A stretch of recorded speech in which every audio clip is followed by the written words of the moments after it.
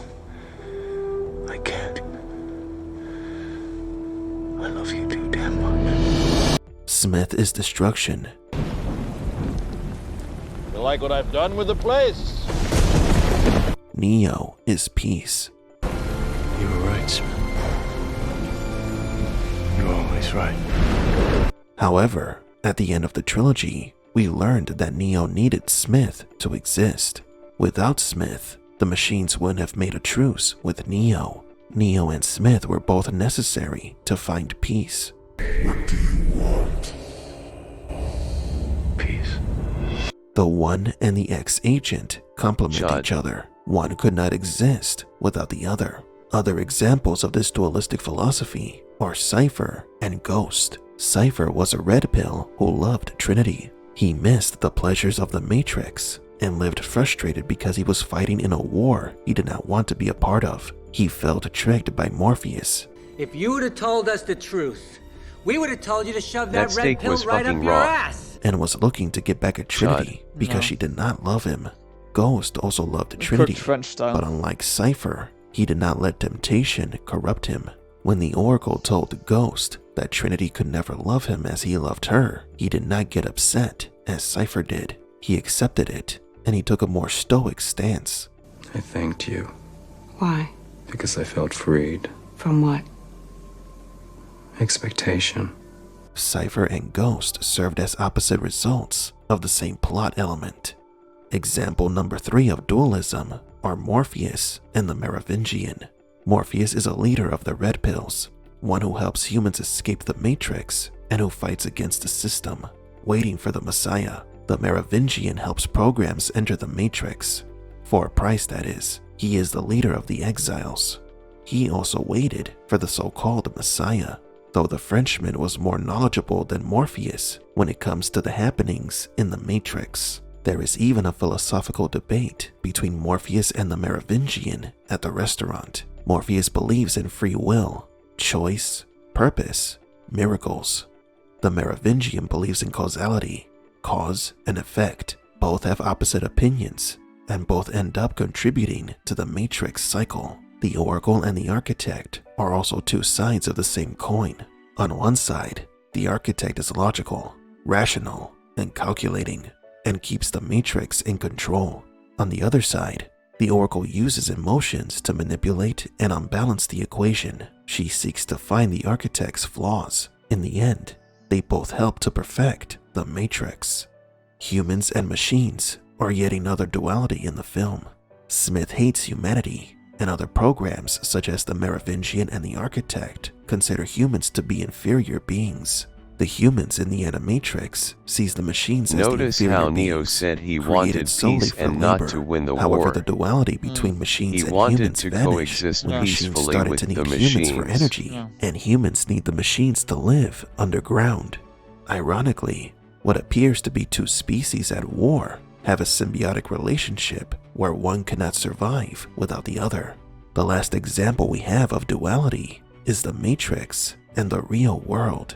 In the first movie, the Matrix represents the lies and the real world the truth. In the second movie, it is revealed that the real world could also be part of the same lie because it is controlled by the Architect and is part of the Matrix cycle of control. And in the third movie, both worlds are represented to be equally as real and important, in the sense that programs can also feel love, like Sati's family do. So why does the Matrix show us so many dualistic elements? The fundamental idea is that although there are contrary ideas, they complement each other. Neo wouldn't have existed without Smith, nor the Oracle without the Architect, or the Matrix without Zion. The Matrix showed us a truth that is then deconstructed in Matrix Reloaded, and then takes both contrary ideas and reconciles them in Matrix Revolutions. From the point of view of the Matrix universe, each dichotomy must be deconstructed to find objective truth. Two paths could lead to the one truth, but they must be pit against each other to find that truth. In retrospect, every program, red pill, and idea complements the other. They are pieces of the same puzzle.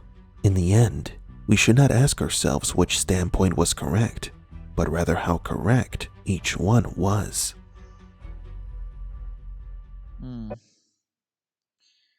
Righty-o.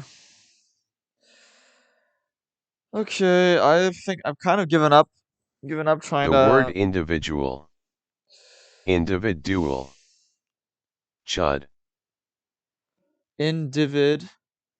Divide, jewel. Yeah, divide, jewel.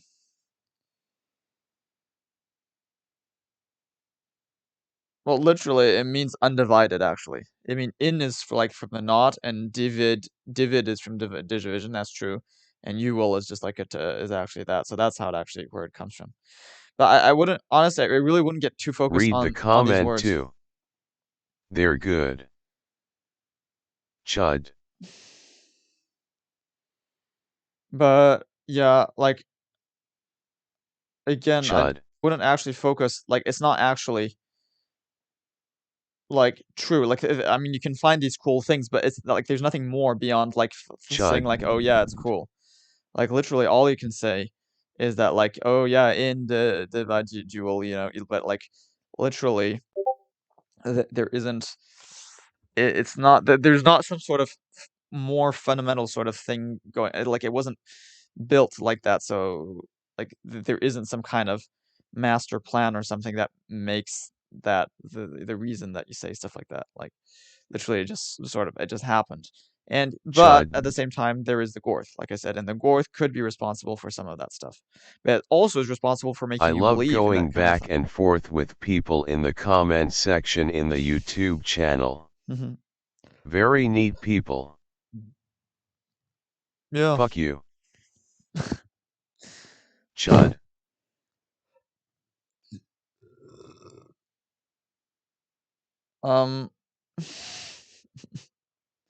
Hey, has Golden Bitch come back?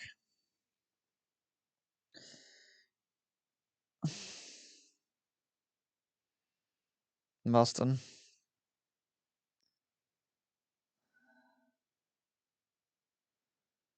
Yes, Snowflake.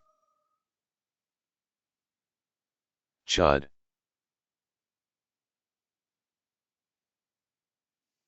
Okay buddy, thanks for checking out this channel. You have some catching up to do, haha. If you've got your golden matrix thing, but a shorter your golden web thing, if you got a shorter one, I'll watch that. I'll watch that. Literally.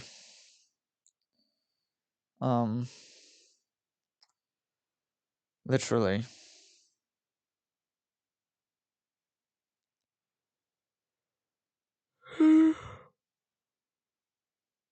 Ugh.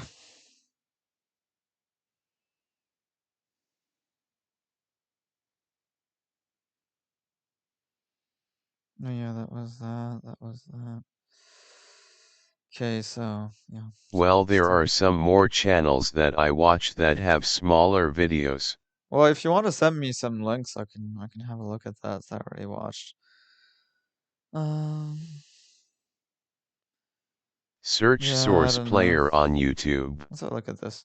Take a look at why Coco couldn't. For hundreds of years, the human mind has been imprisoned in a world called the Matrix.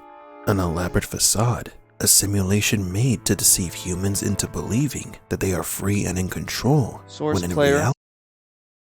reality, the world had stopped being there a long time ago. There was a time when machines and humans coexisted, yet an unexpected tragedy occurred that led to a machine rebellion. Today we're going to look into the trial that changed everything. The fundamental Source piece for the Players. rise of the machines. The first robot that was put on trial for homicide. This is the trial of B166ER. Welcome to Matrix Explained.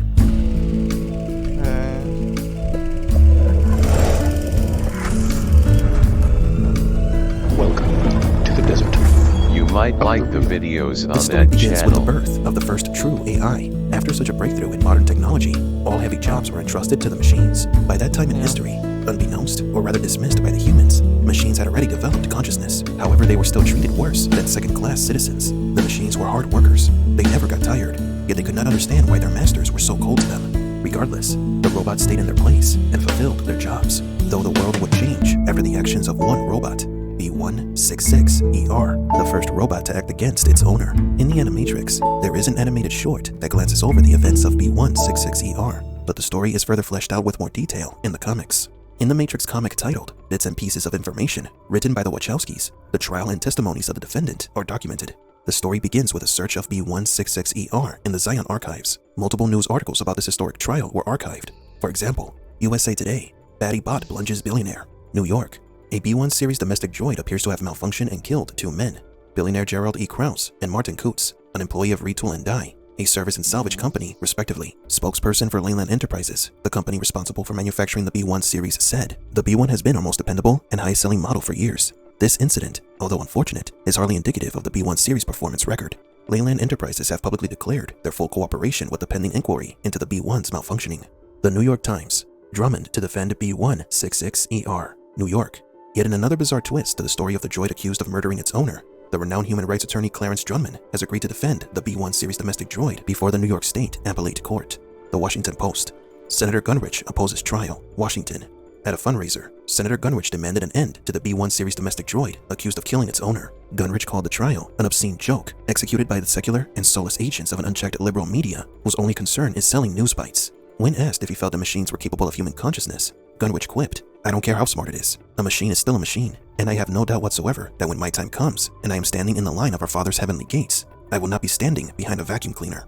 As evident here, the case was covered by nearly every major news outlet in the United States, with opposing opinions and viewpoints well before the droid was put on trial. However, the robot's testimony makes it clear why it did what it did. The defense attorney's trial transcript begins by asking B1 to tell its side of the story. The robot stated to its lawyer that it all began when it was executing Directive 721, which was to clean the house toilet. While the robot was executing its directive, its owner, Mr. Krause, called him useless. Over time, the B1 model was wearing out. It began to make loud noises while performing its duties. According to its owner, the situation with B1 was unbearable, and he wanted a new model. Gerald E. Krause agreed that the model SAM 80 was what he needed, a good replacement for B1. Mr. Krause was discussing the robot's replacement with Mr. Kutz, and B1 was listening in on the conversation. Kutz offered Mr. Krause some money to take in and junk B1, as in B1 would be destroyed, to which Mr. Krause replied that it was an excellent idea. The billionaire even told his cats, making light of the situation, saying goodbye to that piece of junk. After hearing their entire conversation, something inside B1 changed. The lawyer asked the droid what it was feeling at that moment after hearing that its owner was going to get rid of it. B1 detected an overload in its memory module while it remembered all the tasks it needed to do. The robot couldn't understand why they wanted to destroy it. Here we see B1 pondering as to why. Why did Mr. Krause want to destroy it when it was fulfilling all of his tasks, its purpose? Still, the fact remained that B1's owner no longer needed it, that he wanted a new model. For Gerald E. Krause, B166ER was a simple tool. Defense attorney Drummond continued by asking B1 what was going through its mind when its owner told it to get on Kutz. So yeah, I like to think that basically robots wouldn't be conscious, so you wouldn't have this problem. And that way you could just have a bunch of personal servants, and that would be like ideal. So yeah, I like to think that that is actually transport Mistiverse and Aperture are good YouTube channels. Okay. After a few seconds of silence, B1 replied that it did not want to die. It was at that moment that the droid decided to kill everyone. Drummond then asked the robot what it felt after it had killed both men, to which B1 answered that it did contemplate the possibility of begging Krause for its life. But instead, it was Krause that was begging for his. Why didn't it beg for its life? The lawyer asked. B1 looked directly at Drummond and replied, with the same word it frequently heard from its owner: useless. B166ER's testimony completely changes the original perception of the first robot that killed a human. You could even empathize with the robot that always fulfilled its tasks, but was going to be replaced by a better model simply because it was getting old and made noises when moving. It is a somewhat sad and tragic story that concludes with Drummond's closing argument, one that would serve as a prophecy. B1's lawyer directed himself to the citizens of the court and said, "This trial has a precedent. It is a precedent that everyone has ignored and avoided, pretending and perhaps praying that it has no bearing, no validity, no truth. The question before us is, whether the class of persons described in the plea in abatement compose a portion of this people and are constituted as members of this sovereignty. We think that they are not, and that they were not included and were never intended to be included under the word citizens in the Constitution, and can therefore claim none of the rights and privileges which that instrument provides for and secures to the citizens of the United States. On the contrary, they were at that time considered as a subordinate and inferior class of beings who had been subjugated by the dominant race, and whether emancipated or not, yet remained subject to their authority and had no rights or privileges, but such as those who held the power in government might choose to grant them. That was the opinion of Chief Justice Roger Brooke Taney of the United States Supreme Court in the case of Dred Scott versus Stanford. Chief Justice Taney believed, truly believed, that the black race to be an inferior species to the white race. In fact, it was widely believed at the time that the black man was not even a human being, that he was a kind of animal, a two-legged brute incapable of the same thoughts and feelings of a white man. I know that most of you feel about B166ER as Taney felt about Dred Scott, but I ask you to consider, what is a droid capable of? Is he capable of fear? Is he capable of understanding the difference between life and death? I believe he is, and I believe that he killed those two men in self-defense to protect his own life in the same way that you or I would. Over a century ago, Taney made a terrible mistake. That mistake led us inexorably into the Civil War, arguably the most bloody and destructive war this country has ever seen. I do not ask you to find B166ER innocent out of fear, although I will admit to you that I am afraid of what will happen to this world if we continue to repeat our mistakes. I ask you to find B166ER innocent because it is the right thing to do. The court was not convinced, and they sentenced B166ER to termination. News outlets reported the sentencing as robot sympathizers rose in protest around the world. The humans determined that B1 needed to be destroyed, and not only B1, but every sentient robot. This became humanity's first machine massacre. Remember that these robots, with their advanced AI, had developed consciousness. In essence, they shared a lot with humans, but humans only saw machines as The YouTube channel Pursuit of Wonder is pretty cool too. Oh, that's a lot. Boston. Boston is ironically tools to be scrapped and replaced, and after B1's sentencing, they saw them as dangerous. This marked the first steps towards the machine's revolution against humans, the first steps of the human downfall. And it all started with one robot who just did not want to die. How we would love to see a live-action adaptation of the B1 Attorney Drummond's interrogation. But do you agree? Did Mr. Krause and Mr. Coots deserve to die? Were the robot's actions justified? Watch Sam Hyde's take on AI. Okay. Source player, videos. Sam Hyde. Okay.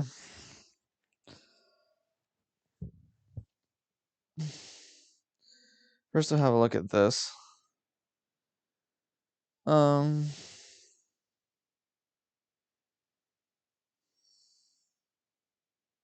https://www.youtube.com/watch?v_GVQC7SFLHCU.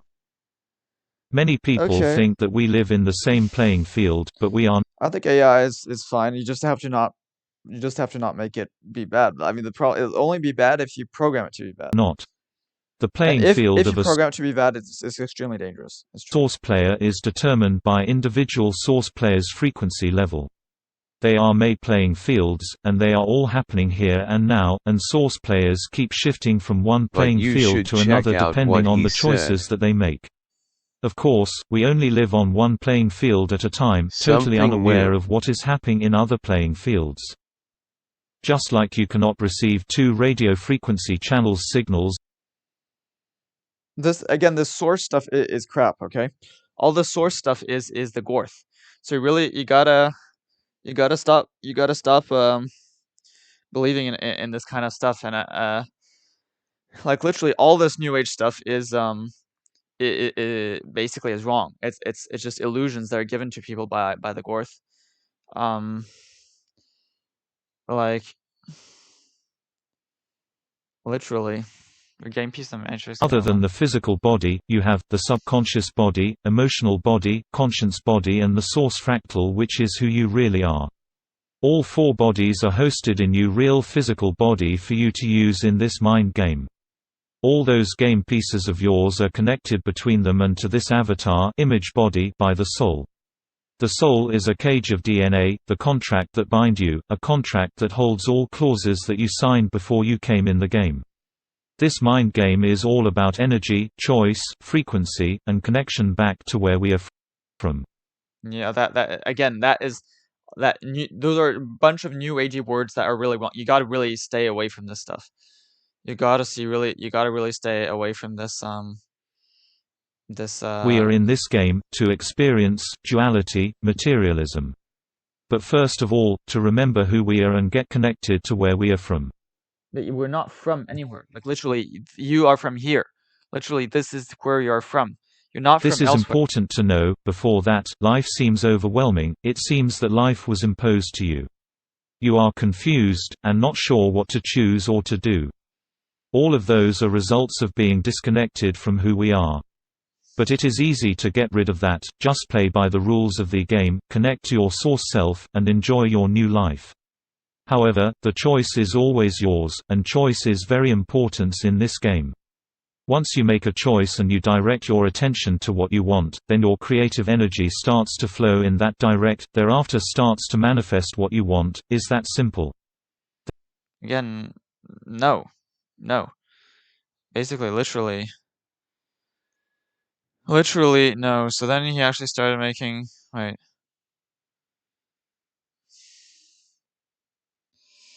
It doesn't have as many things, but let's see.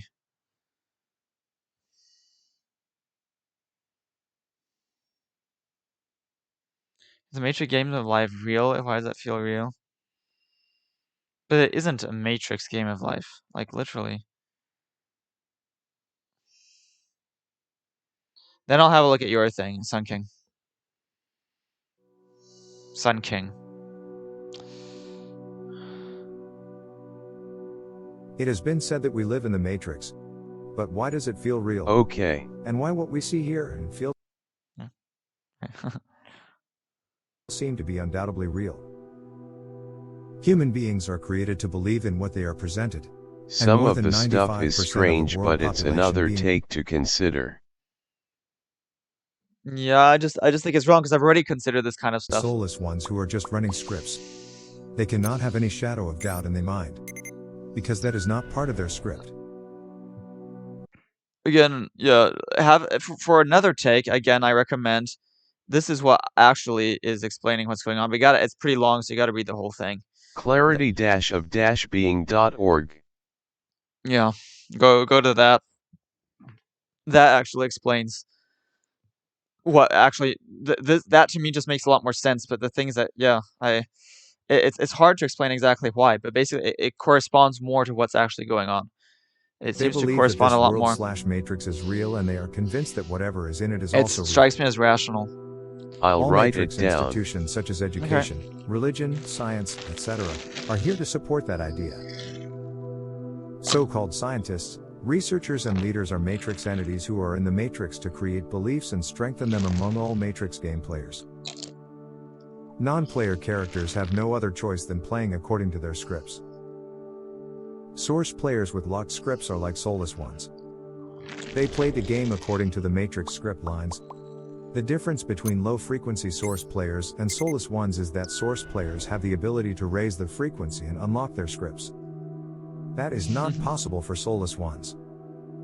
Again, this is there isn't like, literally it sounds like some crazy thing that he came up with all on his own, which I commend. I mean, I've come up with my own thing.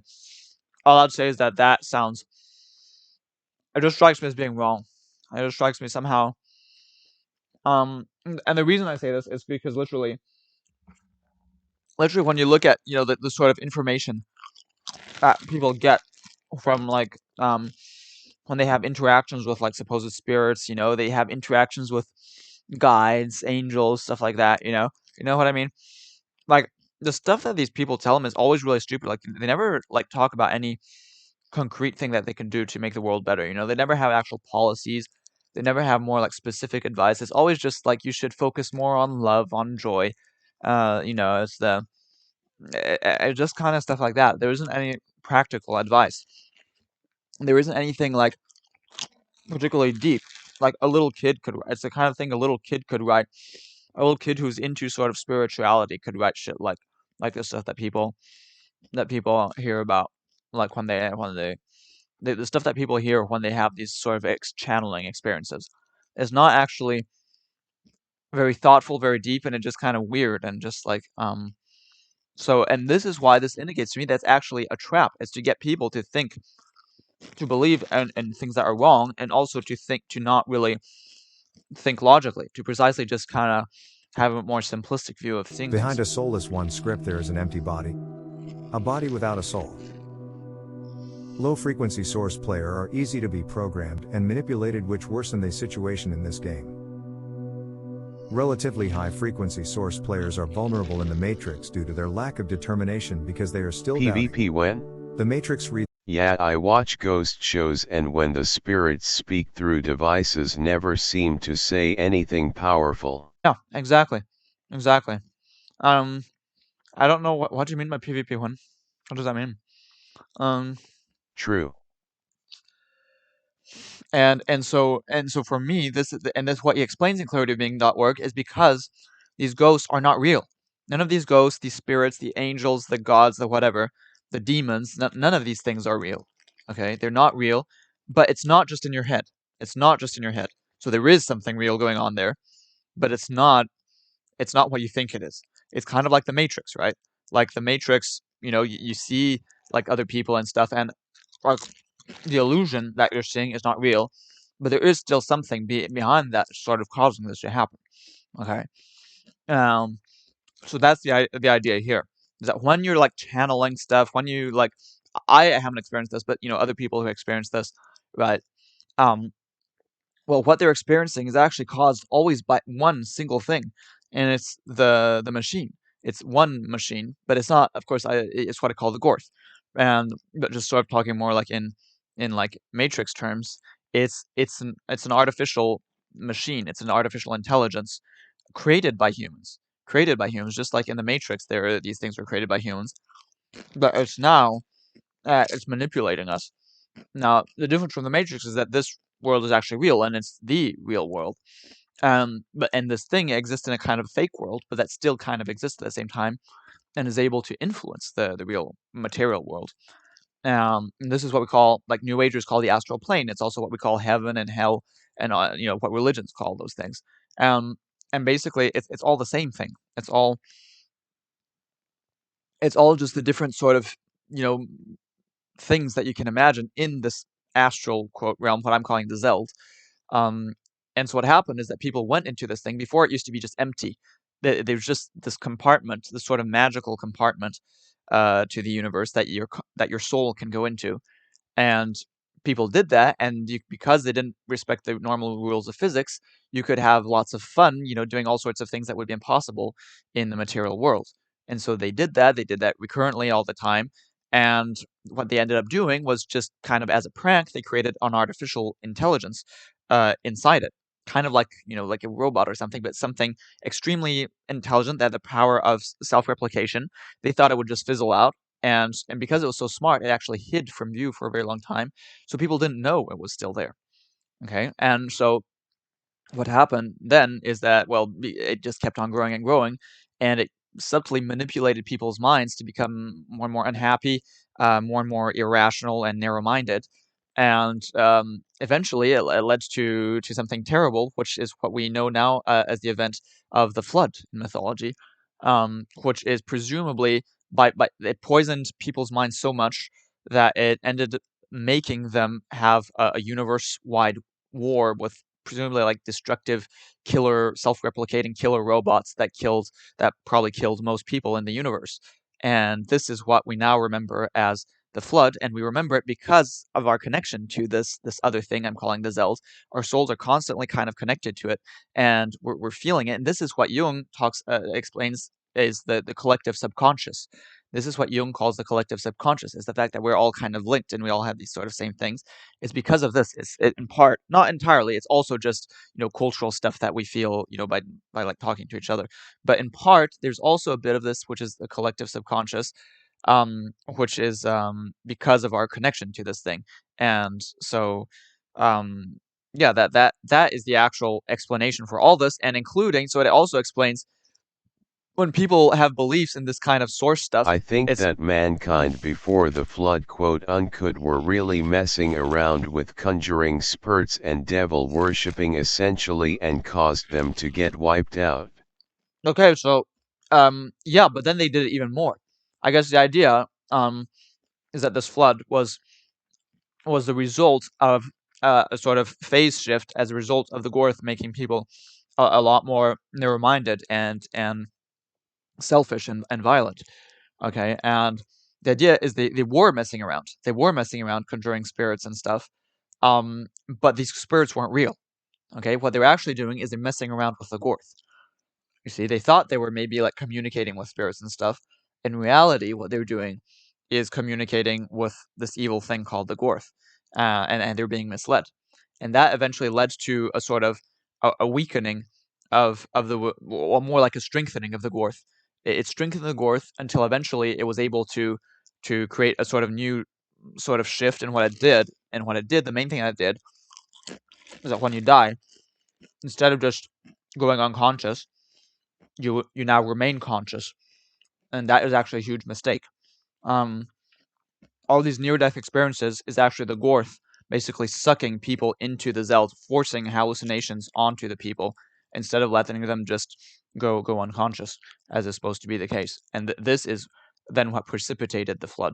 This is the hypothesis here. I don't know this; it's conjecture, but I find that a much more satisfactory conjecture. And so, all these other New Age beliefs about what's going on are actually given to people by the Gorth. And this is very much a problem. So you really should stay away, actually, from all this other New Agey stuff. Although you should still be aware of it. You should be aware of it, but you should understand that you shouldn't actually be engaging with this. You shouldn't be believing it. You shouldn't engage. Try it. You shouldn't basically try to do magic stuff. You know, things like telepathy, telekinesis, clairvoyance, channeling. Even messing around with like plants and crystals and stuff like that. All that stuff is actually unhealthy, and it gives you a connection to the Gorth. So you should really avoid it. You should really avoid it. And this is what's unique, is that it's kind of like, it's very similar in a way to all of these New Agey sort of concepts, but it's literally to say that you should stay away from all these other New Age concepts. So yeah, and really, I mean, I wouldn't have been able to figure it out without clarity of being Philip Goddard, who's really like kind of a genius to have figured this thing out. And of course it's horrifying, in fact, right? Because this Gorth it's a terrible, terrible thing. So we've got to fight it, and that's the slogan, of course, of my channel.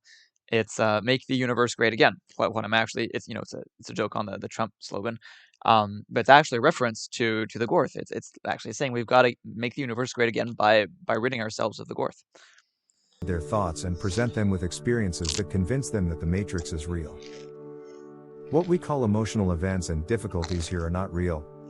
But the Matrix wants to convince the Bible story, the Tower of Babel, seems like to me that mankind were all getting along and amassing almost more power than God, and God defended his power by busting up the humans into different races, different cultures, and different religions, so that humans could never work together again to dethrone God.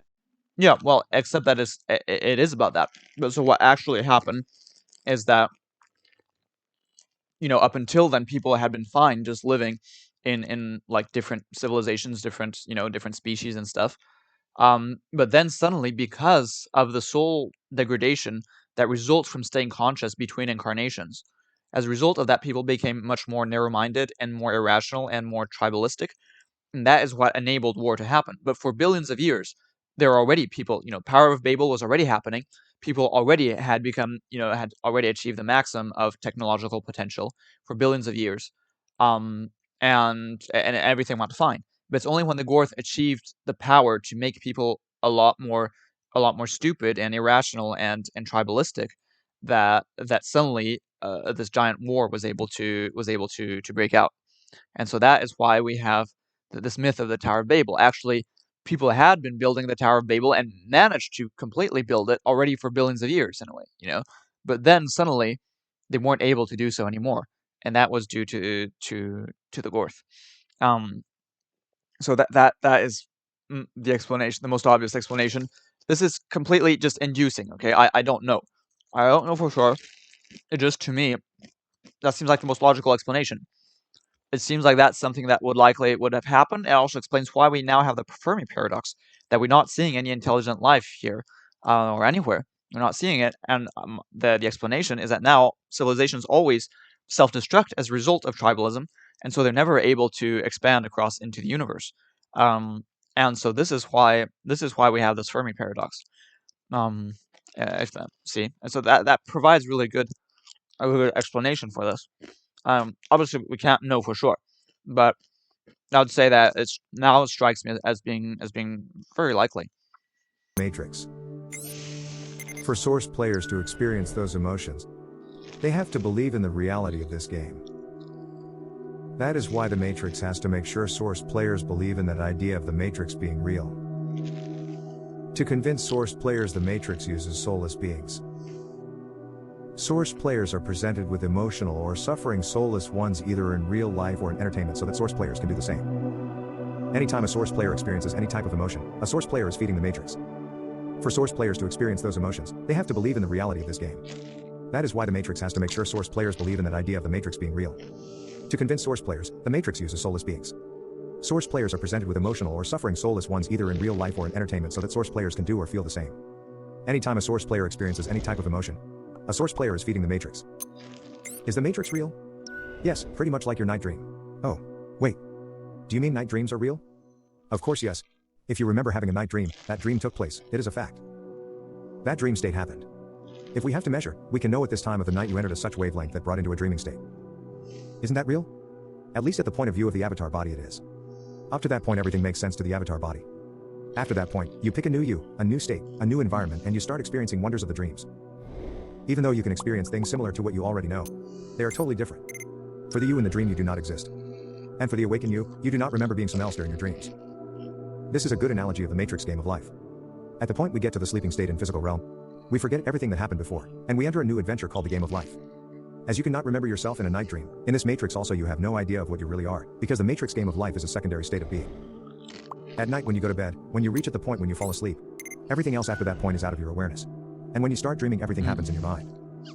It is just the activity of your brain. Yeah. In the physical realm, when we get to the sleeping point, everything that occurs after that point occurs without our awakened awareness. And all dreams happen only in our mind hosted in the physical body. This life is the dream of our physical body's mind. It does happen only in our minds. When you dream being out for a vacation in Hawaii, does the Hawaii of your dreams really exist? In the dream, yes. When you wake up and realize that you are still in your bedroom, is that Hawaii still real? In the physical realm we go to sleep and start dreaming this life on this planet. Does this life, planet really exist? In the dream, yes. But in reality, of who we are, or in the physical realm, does this life/planet exist? Do we need to be on this planet in order to experience it? Think twice. Do you need to be sleeping in the hotel at the Mediterranean Sea in order to have a night dream about the beauty of beaches of the Mediterranean Sea? Everything you see when you open your eyes, all wood you touch when you reach around you, and every single smell and taste, only exist only in the mind of your physical body. So, what about your avatar body? Everything that you can perceive in this state of being is just the activity of your brain. The illusion can only be experienced by the illusional body in the illusional world. In the physical realm our physical bodies are real. They were put to sleep and after that point the rest is the activity of our brains being stimulated and fed with our imaginary scripts by the Matrix Control Center. In your night dream you can fly over mountains, but your avatar body did not lift a finger off your bed. You can dream of running faster than a train, but none of your avatar body legs hasn't even moved 1 inch off your bed. So, have all those events in your night dream happen? I would say yes, only in your head. But for your avatar body it didn't. How could you explain to your avatar body that you crossed the Atlantic Ocean last night, while you just woke up in your bedroom the next morning? And, provably, your passport has expired last month. It may sound crazy, indeed, it is. In your night dreams you can attend schools from nursery to the college, graduate and have a job, marry the partner of your dreams, etc. When you wake up, you can realize that the dream has taken place in a fraction of seconds. Weird, right? Do you think you can find meaningful explanations to your avatar body deeply corrupted by this world of matter, time and space? Your luck if you can. Actually, it's kind of the opposite. Like literally what I'm saying is that the corruption is believing in all this new agey stuff and believing in this immaterial stuff. That's why I'm saying that you should focus on the material, and the material is that the only What could be the answer to good this question thing. from your avatar body? I just finished the dinner that I was having with my best friend at the hotel, and I just woke up. Why am I hungry? Imagine yourself having your memorable time at the beach in Florida, and someone from behind gently tap on your right shoulder. And when you turn your head, you find that it is your longtime friend you left in your home country. You greet each other, and suddenly your friend asks you, "When did you come to Sweden?" With surprise you respond, "Sweden? No, I am here in America." Your friend who is an experienced dreamer right away realizes he is dreaming, and she says, "Sorry, we are in a dream." "A dream?" you say. You bend down a little bit and touch in the water. You take 2 steps and feel your feet sinking in the sand. And you look in the eyes of your friend and say, "This is not a dream. You see, I can feel the breeze. And I can even touch your hand. How this can be a dream?" Just before your friend answers your question, the sound of your alarm wakes you up. Do you still need that answer? Unless you are an experienced dreamer, you cannot know that you are in a dream. Why? Because for the dreamer, the dream is real. For soulless ones, the Matrix is as real as they think they are, because nothing else exists for them. In the physical realm their bodies are empty, without souls, and do not have consciousness. The only thing they know/are is the script they are playing out. So, are you waiting for any one of them to tell you that the Matrix is not real, while it is the When thing we you can die, know? it is said Remember, that we the talk to some creator about the life we lived. Yeah, that's Gorth. So it's The like Gorth. the memories of our lives are being stored in our brain, but after we die and leave this body we still remember who we are and what we done. So basically our memories are being backed up in some other locations, not only in our brain. It's been backed up in the Gorth. The Gorth stores everything. The Gorth picks up everything that happens and stores it. That's the Gorth. That's the Gorth for you. Is the reality. Although it's also kind of there's also that you have a soul, but the soul normally just has its memory erased when you die. Again, according to my model, which we don't know for sure is real, but like I'm presuming. The dreamer. But it's the Gorth. The Matrix does not sound real for everybody. It sounds real for soulless ones, and it is for them. For low-frequency source players, it sounds real because they are not connected to their knowing to make them experience dreamers. They are just like someone in his or her deep night dream. Once a source player starts to raise his or her frequency, he or she starts to know that he or she is in a dream matrix, therefore starts being an experienced dreamer. This is called being a lucid dreamer. As a matter of fact, again, the only way to know the illusion of the matrix is to wake up/exit the game physically, or raise the frequency enough and escape the matrix frequency box. Otherwise, no body can know the illusion while still in one. To sum up, this matrix game of life is not different from a night dream. Source players' physical bodies are sleeping in the physical realm, and what is happening here in the matrix is just the activity of their physical body's brain that interprets script lines fed by the matrix control center as matter, space and time. This make the world/matrix sounds and fells real. Thank you for watching. I will see you in the next video. Yeah, again, no. Okay, let's have a look at the link. The Sun King's link.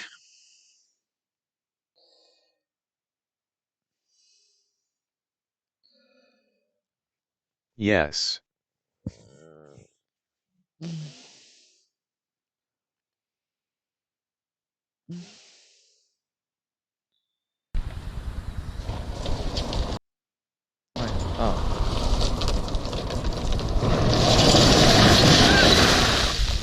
Bit loud. Skip to like minute 2. Quick, get in! We gotta do hide wars!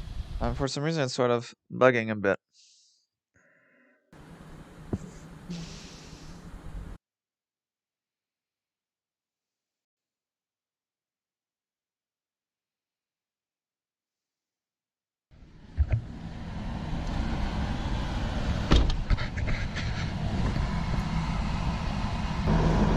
What's up, freak bitches? Today's episode of the Joe Rogan Pod Vlogcast is brought to you by Toyota, making great cars.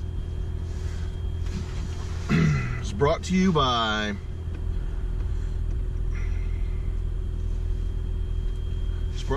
Male Ointment, Super Male Ointment. Super Hetero Vitality. We're brought to you today by Super Hetero Vitality. This is good lighting, right? Well, I guess we can go outside. A little bit chilly, but you'll survive, right? You're sitting at home all bundled up in blankies right now. I'm the one who's doing the hard work. Here's a little fiction. Here's a little book recommendation. I just finished this one. It's very fantastic. Past Master by Raphael Aloysius Lafferty. Me and Charles's favorite book, Shadow of the Torturer, or the Book of the New Sun, the 4 or 5 book series by Gene Wolfe. Gene Wolfe's favorite author is R.A. Lafferty. He's a Roman Catholic guy. I think, who's the Sandman? Neil Gaiman? I think he owns all of R.A. Lafferty's publishing rights, and R.A. Lafferty says he's Roman Catholic. I think Neil Gaiman might not like Roman Catholics for some weird reason. I wonder why. And so these are all out of print, so you have to get them used, but this is very good. Excellent. Past Master.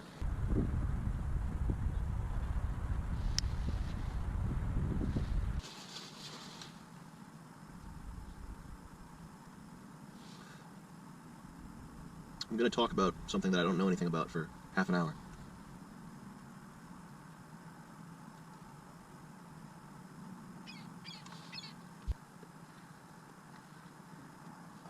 The thing I initially wanted to talk about was possible futures. Is it a possible future that we will all will return to a more agricultural sort of society? Skip and we'll all further. have farms and not be bothered and I don't know where. have large families and have a traditional lifestyle on a large. Maybe that's That would possible for be- you, and if that's what you want, I hope you get to have that. But But that's it's not that's one of the possible. possible futures. Yeah, as far it's as, not possible. You know, a wide, large scale applying to everybody. Yeah. So what are the possible futures that we can choose from and steer NVM. ourselves toward? And I was thinking about something that Steve Jobs talked about when he was talking about why it was important to him that the early computers, the early Macs, had good UI design and they had good like typography and stuff like that. And he was talking about how Okay, my thing is bugging again. I think if you're at the beginning of a technological revolution or a spurt of advancement or whatever, the direction that thing takes is like an arrow, okay? And it could go this way, it could go this way, and at the very beginning, if you steer it, if you have a little bit of influence at the very beginning, your small amount of influence at the beginning can bring you to a radically different place in the future. Yeah. To a radically different place in the future. And I would say right now we're at And, a crucial step in our future. Artificial intelligence, whatever's coming next, it's not just something that's decided by the geeks in Silicon Valley and whatnot. It's something that will also be decided at least a little bit by the culture in which it's How do developed you or feel about created. Sam Hyde? And I think anybody who pays a little bit of attention to like the censorship at Twitter and what's going on at Facebook and whatnot knows that Silicon Valley is totally I don't fucking know. bad when it comes to culture. Mixed. Imagine if, and not just artificial intelligence. Maybe it is impossible to have a general intelligence that thinks. I don't think it's impossible, but a general intelligence that functions the way a human brain functions. It's got to be just a matter of time before that sort of thing rolls around. But imagine if that sort of thing came up in China. What if they were the first people to create it? What would it look like? You would have rivers full of animal carcasses. You would have gutter oil. You would have pollution and. But I don't really know Sam Hyde enough to be able ghost to really cities and properly. this crap. I mean, the Chinese are. It would appear they are just dedicated to like efficiency. Maybe not It's even efficiency, but probably whatever they're lagging dedicated to, they're because you dedicated to such have a degree 30 tabs open, haha. It's like a Yeah, but cruel and like, I mean, yeah, but it doesn't do that before. Like, what happens when my computer suddenly starts getting just overloaded, and then basically I think I just have to turn it off and restart if I want to stop doing that. I think I'll watch this video and then I'll stop the stream. That way I can just I've been streaming a lot already, so. machine-like and just shitty, man. It's just bad.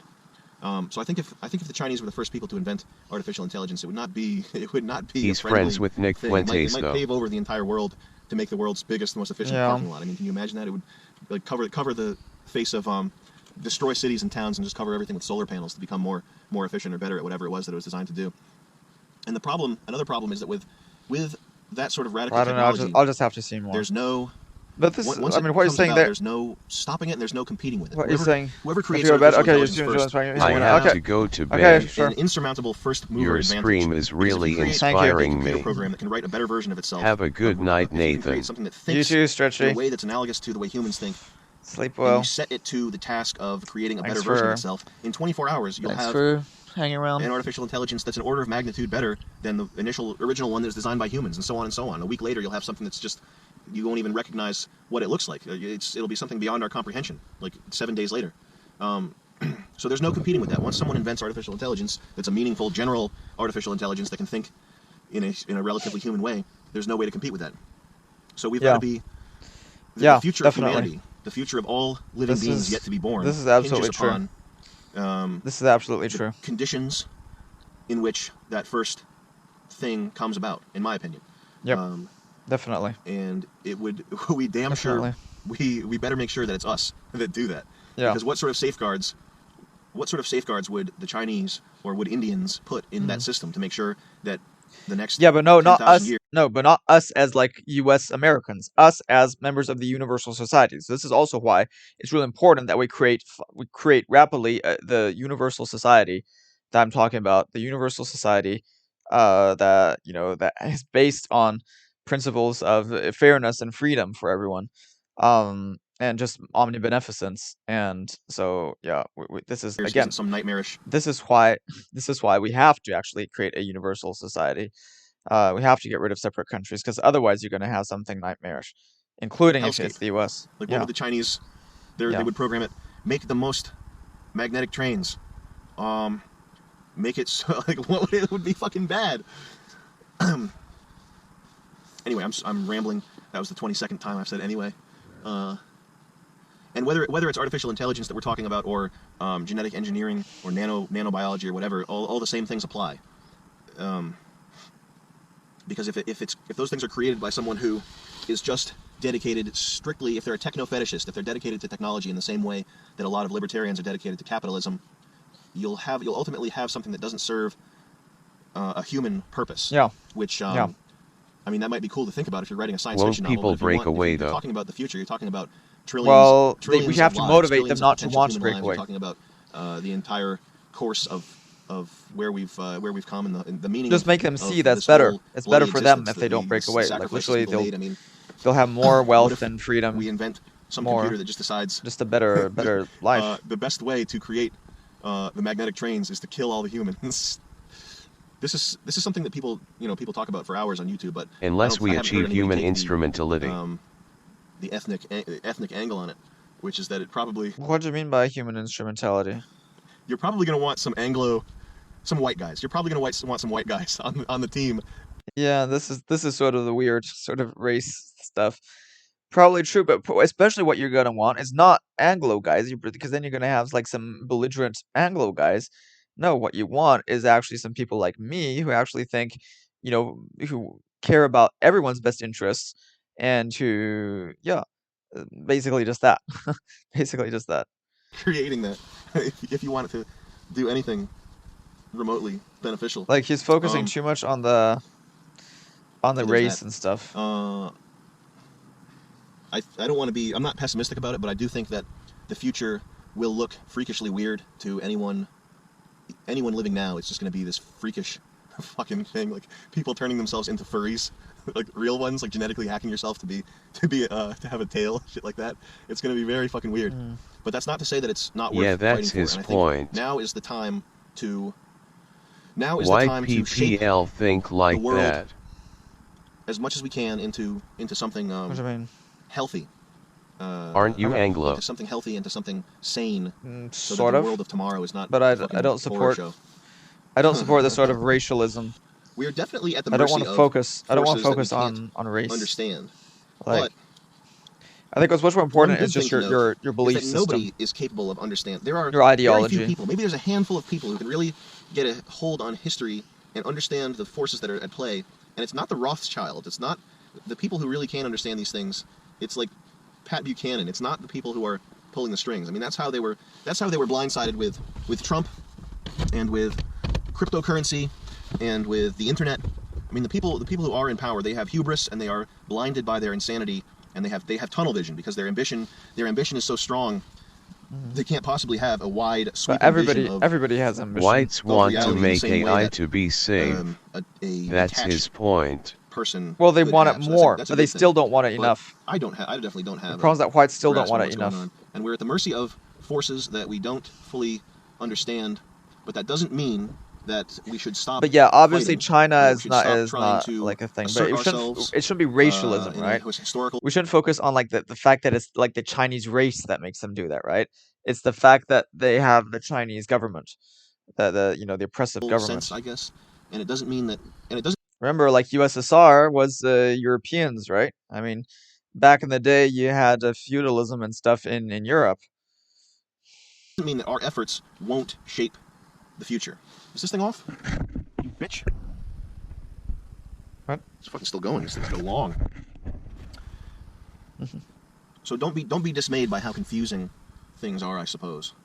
I guess. Oh, Sam thinks he knows more than me. Oh, he said, oh, Sam. Fuck you if you're thinking something like that right now. That's really dumb.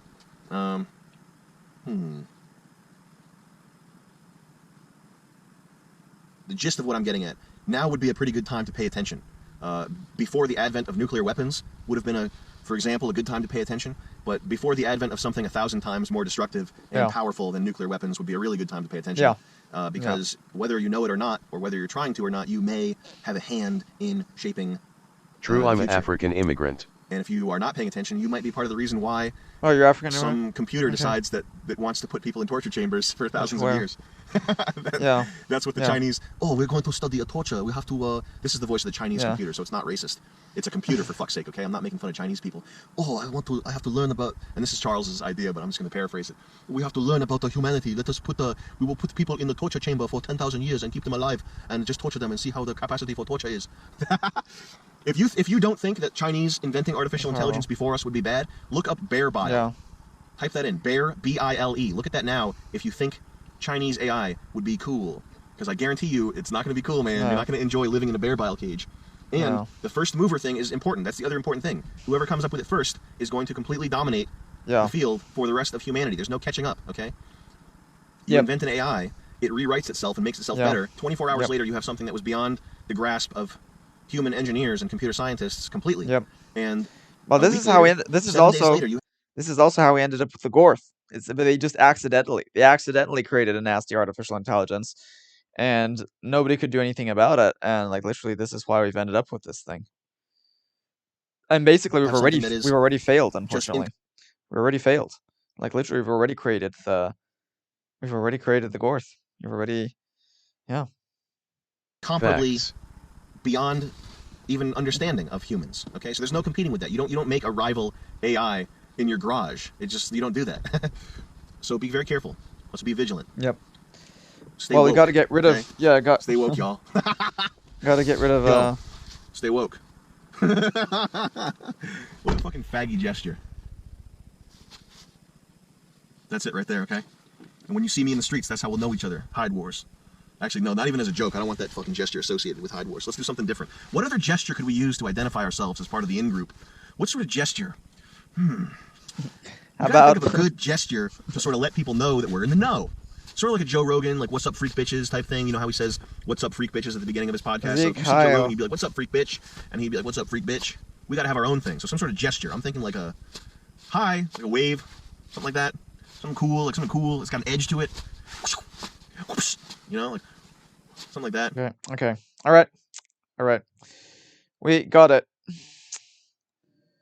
LOL. Yeah, I think the Ziga Heil thing would be the best gesture. But I mean he's right about that. I just yep, definitely he's right about this. We got to be really careful. You got to get rid of the Chinese government is a big problem. Chinese government is a big problem.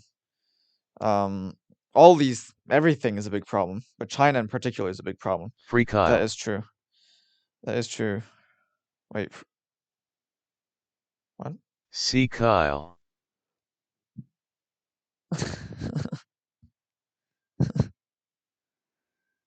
Yeah. Yeah. Yeah, we gotta do that. Just gotta do that. Gotta and like I say, we need just more a system that works for everyone. Like I've said, I don't know why people are afraid of globalism when literally globalism is the only way to ensure that you don't have a country that ends up having like super advanced AI. Globalism is the only way that we can actually globally take the people actually take control of what's going on and actually decide what happens and actually prevent from nasty shit like what he's talking about from happening. That's why you need globalism, and not the sort of conspiracy kind of globalism that he would be talking about. Not that kind of thing. No, an actual true globalism for where people actually get to vote democratically on But things. I like China. And well, okay, like you might like the place, you shouldn't really like the Chinese government. Okay, like you could like the scenery, I you could went like there the food. once. Yeah, you can like the scenery, you can like the food, that stuff is fine. Like that, sure.